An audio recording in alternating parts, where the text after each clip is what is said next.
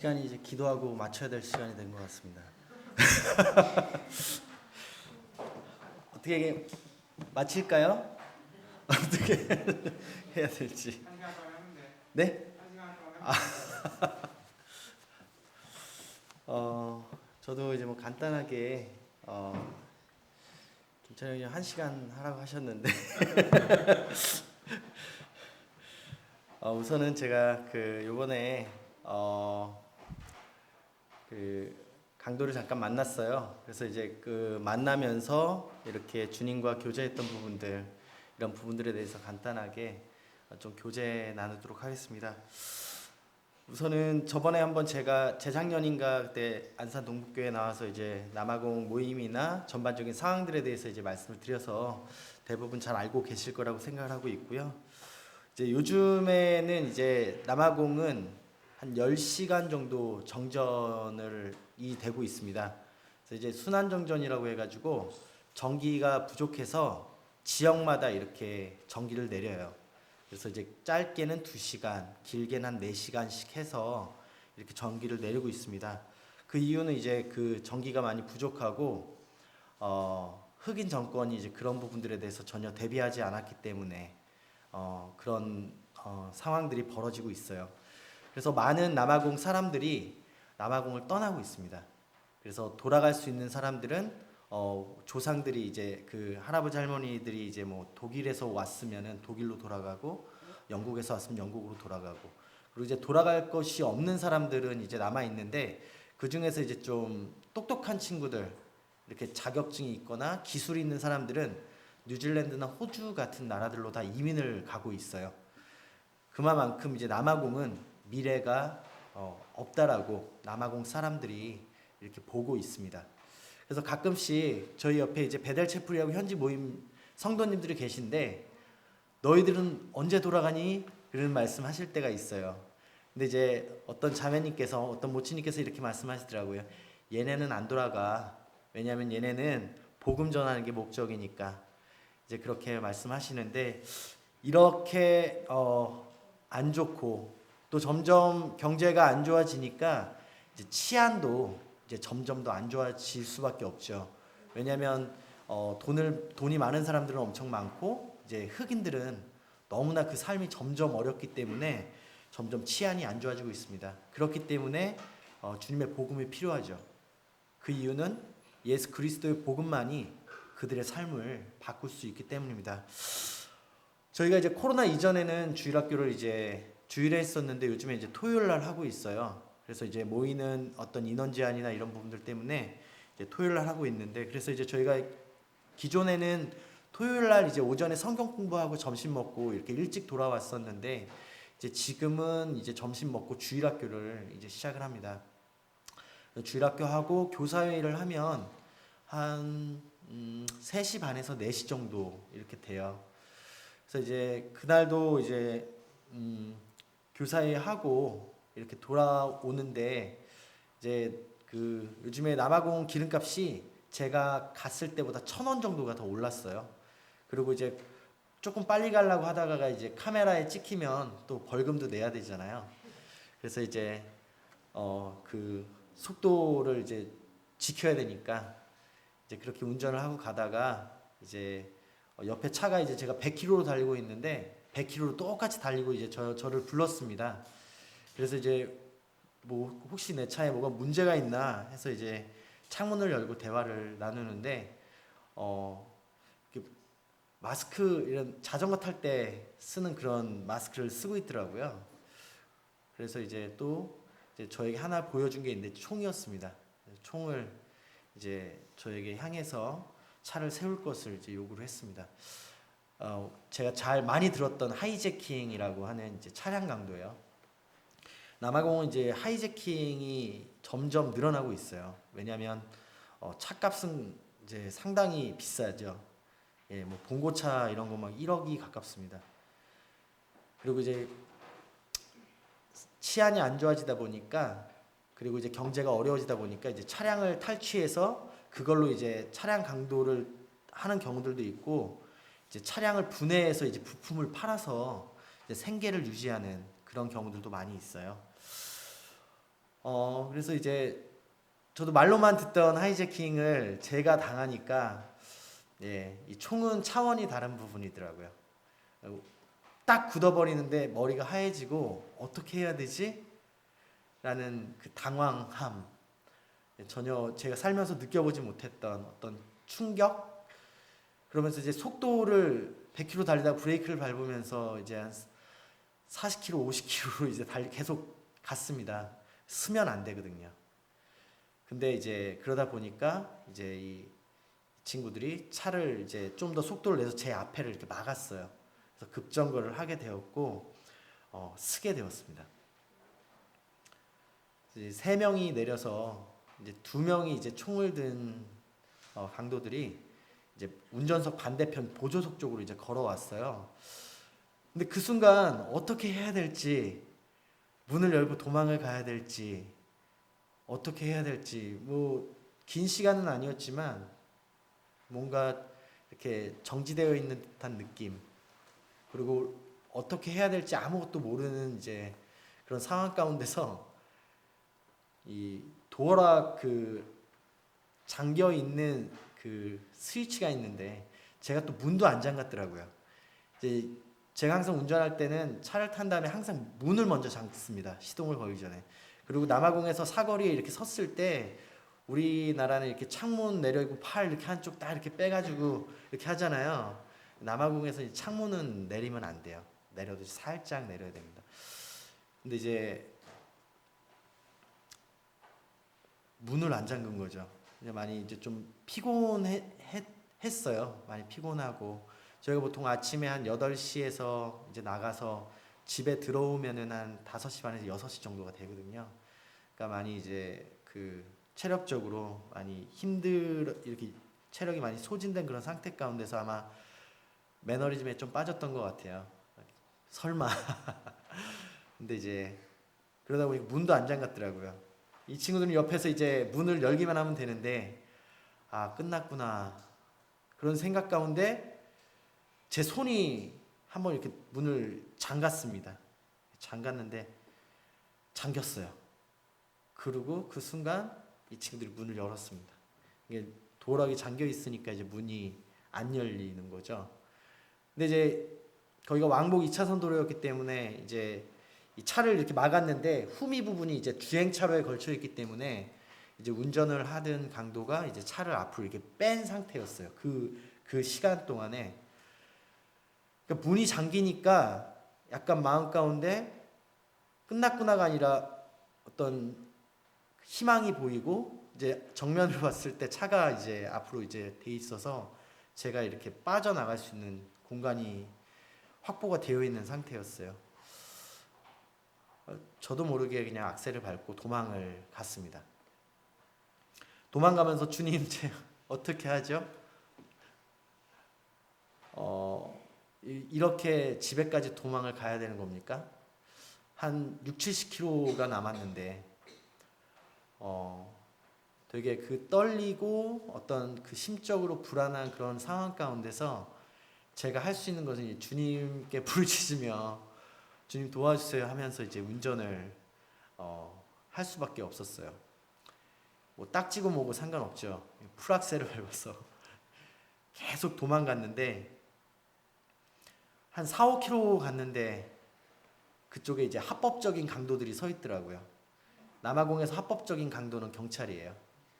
경찰들도 이제 돈을 뜯어내기 위해서 혈안이 돼 있기 때문에 왜 그렇게 경찰이 반가운지요. 중앙선을 넘어서 경찰 앞에 차를 대고 하이제킹이라고 얘기했고 그때 이제 저를 따라오던 강도들이 이제 저희 앞을 지나갔습니다. 그래서 경찰들이 이제 그 친구를 따라갔어요. 근데 이제 제가 느끼기에 빨리 따라가야 되는데 너무 버벅대는 거예요. 그리고 제가 또 정신이 없어서 경찰차 앞에다가 주차를 해버렸어요. 그래서 또 차를 빨리 빼라고 그래서 또 차를 또 빼고 그러면서 제가 느끼기에 놓치겠다, 못 잡겠다라는 생각이 들었고 그러면 이 친구들이 숨어 있다가 제가 또 전 집에 가야 되잖아요.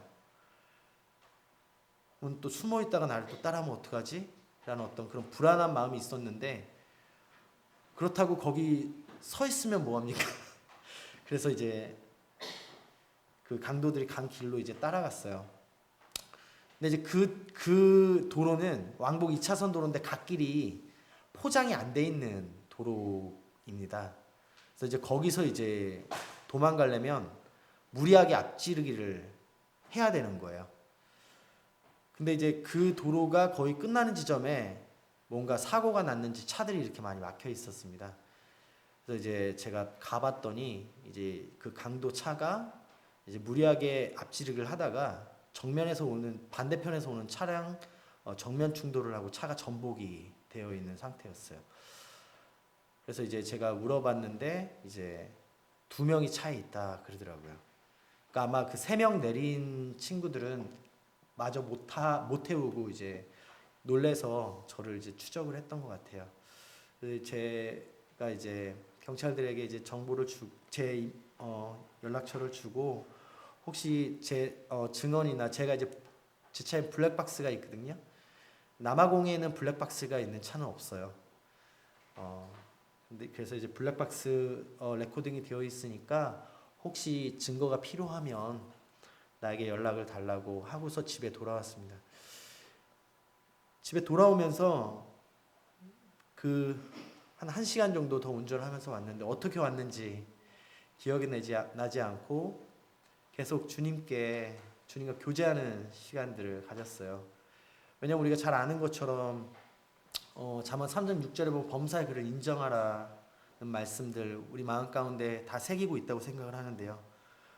우리들의 삶 가운데서 일어나는 모든 일들은 하나님의 주권과 섭리 안에 있다는 것 다 아시죠? 그래서 이 일 또한 저는 원하지 않지만 주님께서 허락하신 것을 인정할 수밖에 없었고 그렇다면 주님께서 이 일을 저에게 허락하신 이유가 무엇일까? 그것에 대해서 이제 계속 질문하는 시간을 가졌습니다.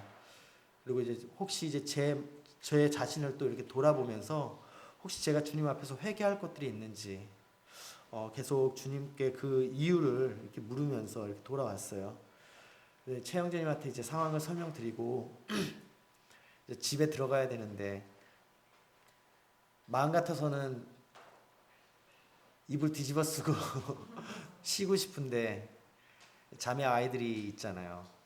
제가 이 패닉 상태로 들어가게 되면 아이들하고 이제 자매가 그런 충격을 전달받을 수 있기 때문에 한 1시간 정도 차에서 진정을 하고 들어갔습니다. 자매가 화가 나 있더라고요. 왜냐면은 저희 또 하나님께서 이제 늦둥이를 주셔가지고 제가 7시 정도에 들어갔는데 저녁을 준비하려면 제가 아이를 봐줘야 되거든요. 근데 7시에 들어가니까 저녁 준비를 하나도 못 하잖아요. 그래서 왜 이렇게 늦게 왔냐고. 예. 그래서 저는 솔직히 얘기를 안 하려고 그랬는데 얘기를 안 하면은 안 되겠더라고요. 그래서 이제 얘기를 해줬더니 자매가 안아주면서 쉬라고 얼마나 무서웠냐고 이렇게 격려해 주었습니다. 그러면서 이제 쉬고 이제 아이들 재우고 자매와 이제 계속 이런 부분들에 대해서 교제를 했어요. 왜 주님이 나에게 이런 일을 허락하셨을까? 근데 자매가 이 말씀을 하더라고요. 고린도전서 10장 13절 말씀에 사람이 감당할 시험 밖에는 너희가 당한 것이 없나니 오직 하나님은 미쁘사 너희가 감당하지 못할 시험 당함을 허락하지 아니하시고 시험 당할 즈음에 또한 피할 길을 내사 너희로 능히 감당하게 하시느니라. 감당할 시험만 허락하신다는 것. 솔직히 제가 그렇게 믿음이 훌륭하진 않아서 감당을 못할 상황인데 그래서 또 제가 이제 감당하기 어려울 만한 때 또 피할 길을 예비하셔서 감당할 수 있게끔 하셨다는 것. 참 이런 것들이 많이 위로가 됐어요. 많이 놀랬지만 그냥 잠깐 이제 강도를 당한 게 아니라 강도를 잠깐 만난 거더라고요. 그러니까 만난 것과 당한 것은 이제 상당한 차이가 있죠. 그러면서 이제 주님을 계속 이렇게 묵상을 해 보았습니다. 우리 딱 떠오르는 말씀이 이제 시편 23편 말씀이에요. 우리 여호와 하나님은 어떤 분이신가? 우리의 목자가 되시는 분이고 우리를 정말 푸른 풀밭으로 인도하시고 쉴만한 물가로 인도하시는 그분이 우리 하나님 아버지시죠. 그리고 우리의 상한 영혼을 소생시키시고 또 의의 길로 인도하시는 분이십니다. 때때로 우리가 사망의 음침한 골짜기로 다닐 때에도 저희가 두려워하지 않는 것은 그 하나님께서 나와 함께 하신다는 것, 그리고 주의 지팡이와 막대기가 나를 안위하신다는 것. 그러니까 그 만났을 때는 이제 그런 거를 생각할 수 있는 상황이 안 됐죠. 너무 놀라니까 너무 충격이 컸었는데 집에서 이제 조용히 자매와 교제하면서 말씀을 묵상하면서 우리 주님이 이런 분이시지. 그리고 제가 지금 많이 놀란 상황이었지만 안전하게 집에 도착해서 이렇게 아이들과 자매를 만날 수 있다는 것, 그리고 이렇게 주님을 하나님의 말씀을 통해서 묵상할 수 있다는 것이 되게 감사가 되었어요. 그래서 이제 오면서 이거 트라우마가 생기면 어떡하지? 막 그런 걱정들, 염려들, 이제 그런 것들이 엄습했는데 말씀으로 이제 조금씩 이렇게 안정을 찾게 되었습니다. 주님은 정말 신실하신 분이고 정말 우리를 도우시는 그런 분이시죠. 그러면서 이제 주님을 신뢰하는 마음이 생기고, 그렇다면 하나님께서 이런 일을 허락하신 목적이 무엇일까 이렇게 묵상하는 가운데 야고보서 1장 말씀이 생각이 났습니다. 야고보서 1장 2절에서 4절 말씀을 보면 내 형제들은 너희가 여러 가지 시험을 당하거든 온전히 기쁘게 여기라. 이는 너희 믿음의 시련이 인내를 만들어내는 줄 너희가 알미라. 인내를 온전히 이루라. 이는 너희로 온전하고 구비하여 조금도 부족함이 없게 하려 함이라. 우리가 잘 아는 말씀처럼 이제 야고보서 이 1장 말씀은 이제 하나님께서 우리를 시험하신다는 말씀이죠. 그래서 그 우리나라 이제 성경에는 이제 시련으로 나와 있는데 영어로 보면 이제 테스트와 템테이션으로 이제 구분이 되어 있습니다. 그래서 이제 이 테스트는 하나님께로부터 오는 시련이죠. 그리고 이 템테이션은 사탄으로부터 오는 시련입니다. 근데 이 시련의 목적이 다릅니다. 이 테스트는 하나님께서 우리에게 시련을 주시는 목적은 우리가 하나님 앞에서 인내를 배우고 또 하나님 앞에서 온전하고 조금도 부족할 것이 없는 자로 만드시기 위해서 우리를 그런 시련을 허락하신다는 거죠. 우리는 그런 시련을 극복할 수 있는 능력이 없죠. 하지만 우리 믿는 그리스도인들의 삶 가운데는 성령 하나님께서 함께 하시잖아요. 성령 하나님이 헬퍼로서 저희들의 삶을 도와주시고 또 하나님의 말씀에 우리가 순종하고 나아갈 때 우리의 삶이 이렇게 주님 안에서 변화가 되지 않습니까? 이것이 이제 신앙생활이잖아요. 근데 저는 이 일을 당하면서 하나님께서 이 일을 나에게 허락하신 이유는 제가 많이 부족하고 연약합니다. 뭐 선교사라고 뭐 완벽한 게 아니잖아요. 그런데 하나님께서 이 일을 허락하신 목적은 이 일을 통해서 주님과 더 교제하고 깊은 사귐 가운데 이것을 극복함으로 인해서 영적으로 제가 더 성장하기를 바라시는 그런 목적이 있다라는 것을 말씀을 통해서 이렇게 교훈받게 되었어요. 우리가 그럴 때 어떠한 자세로 이러한 시련을 이렇게 대해야 할까요? 우리가 유혹이 우리에게 왔을 때는 그 목적이 우리가 영적으로 넘어뜨리려고 하는 목적이기 때문에 우리는 그러한 시련을 거절해야 되고 우리가 죄를 짓지 말아야 하지만 하나님께서 우리를 그런 시련을 통해서 영적으로 성장시키시고 하나님 앞에서 온전한 자로 만드시기를 원하는 그런 목적이 있는 이런 시련은 우리가 적극적으로 수용하고 받고 주님과 이런 것들을 극복해 나가기를 하나님께서 원하시지 않습니까? 이런 것들이 너무 감사가 되었어요. 주님이 이것을 통해서 나를 낙심시키려고 이런 일들을 허락하신 것이 아니라 이 일을 통해서 나와 더 교제하기를 원하시는구나. 그러면서 이제 데살로니가전서 말씀 우리가 잘 알죠. 항상 기뻐하라, 쉬지 말고 기도하라, 범사에 감사하라. 이것이 그리스도 예수 안에서 너희를 향하신 하나님의 뜻이라고 말씀하셨는데, 제가 이 일 가운데서 감사할 수 있는 것이 무엇일까? 그것을 한번 생각을 해봤습니다. 처음에는 감사가 어디 있어요? 근데 이제 그 일을 겪고 나서 감사할 것을 생각해 보니까 감사할 것들이 너무 많았어요. 처음으로 감사한 것은 그 상황 가운데 아이들과 자매가 없었다는 거. 아마 아이들과 자매들이 있었으면 이제 그러한 충격을 저만 받는 게 아니라 저희 가족 전체가 받아야 되는 거잖아요. 그러면은 이것은 이제 저 개인의 문제가 아니라 저희 가족의 문제가 되는 겁니다.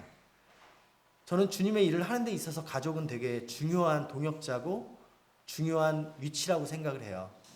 왜냐하면 가족 가운데 그 누구 하나가 어떤 트라우마라든가 그런 것들을 감당하지 못할 때 저희는 남아공에 남아있을 수가 없거든요. 그래서 가족은 희생되어야 될 대상이 아니라 정말 주님 안에서 사랑으로 그리고 이제 말씀으로 이렇게 양육해야 될 대상이기 때문에 되게 이제 아이들과 자매가 중요하죠. 그 자리에 만약에 아이들과 자매가 있었으면 그런 충격을 저희 가족이 다 받아야 됐고, 아마 저는 도망간다라는 그 결정을 내릴 수가 없었을 것 같아요. 왜냐하면 되게 위험할 수 있는 상황이기 때문에.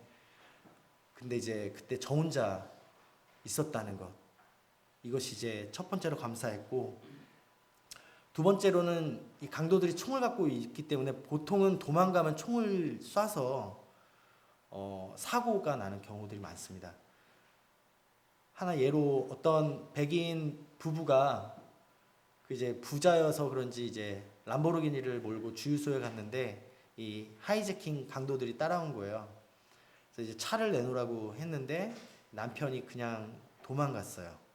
그때 이제 강도가 쏜 총에 부인이 즉사하는 그런 사고가 이제 있거든요. 그러니까 이게 그냥 이야기가 아니라 남아공 실제 삶이 그래요. 살다 보면 이제 총기 사망 사고들이 많이 일어나는 게 남아공이기 때문에. 근데 이제 그때 이제 이 친구들이 총을 쏘지 않았다는 거, 그리고 가까운 거리에 경찰이 있었다는 거. 경찰이 없었으면 이제 저도 그냥 왕복 2차선 도로를 가야 됐겠죠. 그러면 이제 제가 쫓기는 입장이다 보니까 무리하게 중앙선을 넘어서 과속을 하면서 달릴 수밖에 없는 상황이잖아요. 그랬다면 저도 이제 좀 위험하게 운전을 할 수밖에 없는 그런 상황이기 때문에 제가 그 강도들처럼 정면 충돌을 할 수도 있는 거잖아요. 근데 가까운 곳에 정말 그 피할 길 경찰들을 만나게 하셨다는 것, 그리고 안전하게 집에 도착해서 아내와 가족들을 이렇게 만날 수 있었다는 것, 이것이 정말 너무 감사가 되는 겁니다. 그러면서 이제 떠올랐던 말씀이 이제 고린도후서 말씀인데요. 고린도후서 1장 11절에서 23절에서 17절 말씀, 바울의 고백이죠. 내가 수고를 넘치도록 하고 옥에 갇히기도 더 많이 하고 매도 수없이 맞고 여러 번 죽을 뻔하였으니 유대인들에게 40에서 하나 감한매를 5번 맞았으며 3번 태장으로 맞고 1번 돌로 맞고 3번 파선하고 일주야를 깊은 바다에서 지냈으며 여러 번 여행하면서 강의 위험과 강도의 위험과 동족의 위험과 이방인의 위험과 신의 위험과 광야의 위험과 바다의 위험과 거짓 형제 중의 위험을 당하고 또 수고하여 애쓰고 여러 번 자지 못하고 줄이며 목마르고 여러 번 굶고 춥고 헐벗었노라. 참 초대교회 이 사도들의 삶을 보았을 때 그들의 삶은 정말 고난 가운데 처해 있었던 것들을 보게 됩니다. 지금처럼 대중교통을 잘 이용해서 복음 전하러 비행기 타고 가는 것도 아니었고, 걸어가야 했고, 잘 곳이 없어서 길에 자야 했고, 정말 주님의 복음을 위해서 이들이 이런 고난을 당했다는 것을 볼 때 너무 위로가 되었어요. 이 사도들의 고난을 통해서 우리나라에 주님의 복음이 전해졌고 저희가 주님의 자녀가 되는 이런 놀라운 특권을 얻은 거잖아요. 이 은혜가 너무 크기 때문에 저희도 아직까지 하나님의 복음을 들어보지 못한 사람들에게 복음을 전하기 위해서 저희가 이제 선교지로 간 거잖아요. 근데 솔직히 제 자신을 볼 때 저는 바울과 같이 이런 초대교회 사도들과 같이 정말 믿음으로 훌륭하고 영적으로 뛰어난 사람이 아닙니다. 그럼에도 불구하고 그 그리스도의 고난, 그 사도들이 주님의 복음을 위해서 당했던 그 고난에 함께 참여할 수 있다는 것이 너무나 감사가 되는 거예요. 그래서 이것이 트라우마가 아니다. 정말 영광스러운 거구나. 이러면서 주님께서 위로해 주셨어요. 그리고 이제 제가 선교를 나가기로 결정했던 말씀이 이제 골로새서 1장 23절 말씀입니다. 만일 너희가 믿음에 거하고 터 위에 굳게 서서 너희 들은 바 복음의 소망에 흔들리지 아니하면 그리하리라. 이 복음은 천하 만민에게 전파된 바요. 나 바울은 이 복음의 일꾼이 되었노라. 24절에 보면 나는 이제 너희를 위하여 받는 괴로움을 기뻐하고 그리스도의 남은 고난을 그의 몸된 교회를 위하여 내 육체에 채우노라. 제가 참 주님 섬기면서 이 말씀을 보았을 때 제가 정말 교만하게 주님을 섬겼구나. 이 말씀은 정말 제 뒤통수를 한 대 치는 말씀이었어요. 왜냐하면 제가 주님 섬기면서 제 나름대로 이 정도 주님 섬기면 되지 않나라고 이렇게 주님을 섬겨왔었거든요. 뭐 주일날 뿐만 아니라 모든 집회에 빠지지 않고 참석하고 교회에서 맡긴 일 최선을 다해서 하고 그렇게 주님 섬기면 되는 거 아닙니까? 저는 그런 생각을 하고 있었어요. 이 정도 주님 섬기면 되지. 내 나름대로는 최선을 다해서 주님을 섬기고 있어. 근데 이 바울의 이 고백, 주님의 몸된 교회를 위해서 받는 그 괴로움을 기뻐하고 그리스도의 남은 고난을 나의 육체에 채운다라는 이 바울의 고백이 저에게 너무 충격적으로 다가왔습니다. 왜 나는 이런 고백을 하지 못할까? 제 고백은 뭐냐면요. 주님, 이 정도 주님 섬기면 되죠.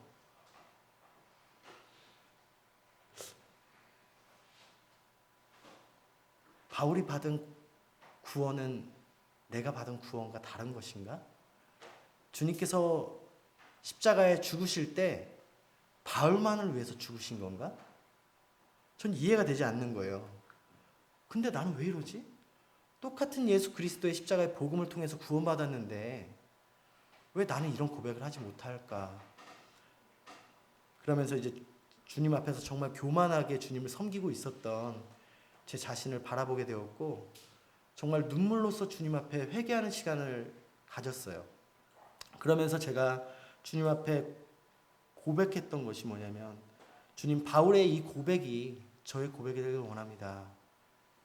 이러면서 이제 선교지를 간 거거든요. 근데 이번에 이것이 참 충격적이고 되게 비록 힘든 일이었지만 정말 그 주님의 복음을 위해서 그리스도의 남은 고난을 내 육체에 이렇게 채운다는 것이 너무 감사가 되는 겁니다. 그리고 주님께서 정말 연약한 저의 그 고백을 들으시고 이런 고백을 할 수 있는 자로 세우셨다는 것, 그런 마음을 주님께서 허락하셨다는 것이 참 주님 앞에 감사가 되었어요. 그러면서 이제 저희가 이제 이게 처음에는 되게 많이 놀랬고 그래서 이걸 알려야 되나 하다가 정말 이제 이게 회복하기 위해서는 정말 성도님들의 기도가 필요하다는 생각이 들었고 이제 자매가 이제 열린교회 선교후원의 이영경 자매에게 먼저 연락을 드려서 이제 기도 부탁을 드렸습니다. 왜냐하면 이런 것들이 제가 스스로 극복할 수 있는 문제는 아니잖아요. 그리고 저 주변에 있는 많은 선교사님들이 이런 문제로 인해서 돌아가신 분들도 있고 아직도 이제 그 좀 충격 가운데 계신 분들도 많이 있거든요. 근데 이런 것들을 기도 제목으로 내놓고 함께 기도 부탁을 드렸고, 근데 더 감사했던 거는 그 베델체플 남아공 성도님들에게도 이제 기도 제목을 부탁을 드렸는데, 이분들은 거의 모든 분들이 이런 경험들이 있으세요. 근데 이제 그분들은 그 나라가 자신들의 나라이기 때문에 어디 가서 쉴 수 있는 것도 없고 그렇지 않습니까? 근데 참 요번에 그 기도 제목을 듣고 열린길 선교후원회에서 짧더라도 좀 들어와서 안전한 곳에서 안정을 취하는 것이 더 도움이 될 거라고 이렇게 권면해 주셔서 들어올 것을 이렇게 말씀하셔서 전혀 생각지도 못했는데 주님의 은혜로 이렇게 또 들어오게 되었고요. 처음에는 그냥 조용히 좀 휴식을 취하다가 가려고 했는데 그런 것보다는 주님의 말씀을 함께 교제하고 또 성도님들과 주님을 이렇게 교제할 때 영적으로 더 힘이 나고, 그럼으로 인해서 이렇게 주님께 영광을 돌릴 수 있는 시간들이 되잖아요. 그러면서 이제 저도 이제 영적으로 충전을 받고 이렇게 지금은 많이 안정이 되어 있는 상태예요. 물론 이제 이번 주 이제 주일날 16일날 이제 남아공에 돌아가게 되는데 모르겠습니다. 어떤 느낌일지는. 근데 이제 우선은 한국은 최소한 따라오는 사람은 없으니까 좀 안심하고 이렇게 운전도 하고 그러는데, 아직 좀 그 육체적으로 좀 많이 놀라서 몸이 이제 경직돼 있고 약간 좀 두통 같은 것도 좀 있고 그런 좀 육체에 연약한 부분들이 있어요. 근데 이제 계속해서 이렇게 성도님들 기억해 주시고 연약한 형제의 회복을 위해서, 그리고 이런 것들을 잘 감당해서 정말 주님의 복음을 전하는 데 있어서 어려움이 되지 않도록 이렇게 기도로서 함께 동역해 주시면 감사하겠습니다. 이상입니다.